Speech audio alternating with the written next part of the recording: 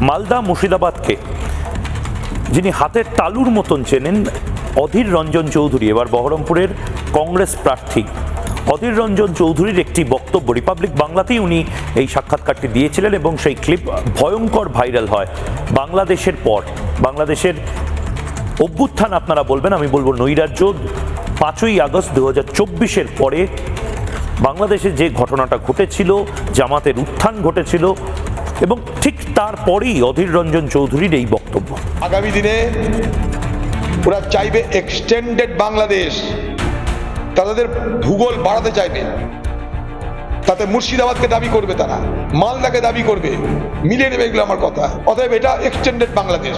কারণ যখন স্বাধীন হয়েছিল ভারত পাকিস্তান, দুদিন পর মুর্শিদাবাদ স্বাধীন হয়েছিল। মালদা, দিনাজপুর ডিমান্ড করবে বাংলাদেশ আগামী দিনে।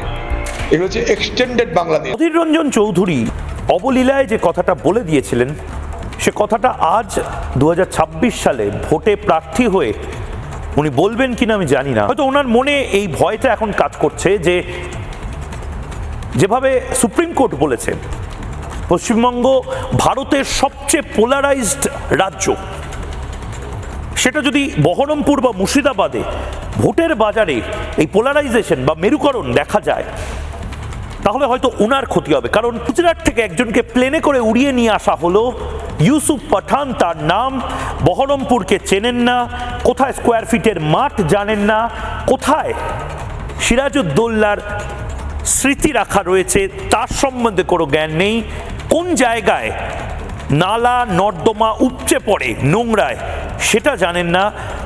সেই ইউসুফ পাঠান অধীর চৌধুরীকে জাস্ট বলে বলে 10 গোল দিয়েছিলেন। কেন জানেন? তার কারণ মুর্শিদাবাদের মানুষজন হঠাৎ করে অচেনা হতে শুরু করলো অধীর চৌধুরীর কাছে। অধীর চৌধুরীর পরিচয় হয়ে গেল শুধুমাত্র একজন হিন্দু প্রার্থী হিসাবে।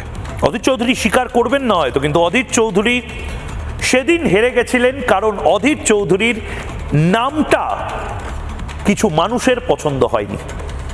অধীর নামটার জায়গায় অন্য যে কোনো নাম, অন্য যে কোনো পদবি যদি থাকতো, হিন্দু পদবি না হয়ে, তাহলে হয়তো অধীর চৌধুরী জিতে যেতেন। এটা অধীর চৌধুরীর ঘনিষ্ঠ মহলে যারা কাজ করেন তারাও বলেছেন, তারা মানেন, বিশ্বাস করেন।